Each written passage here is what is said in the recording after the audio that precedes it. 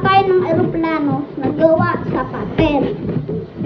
Bago yan, mag-subscribe mo ka na kayo at mag-like na para simulan na natin.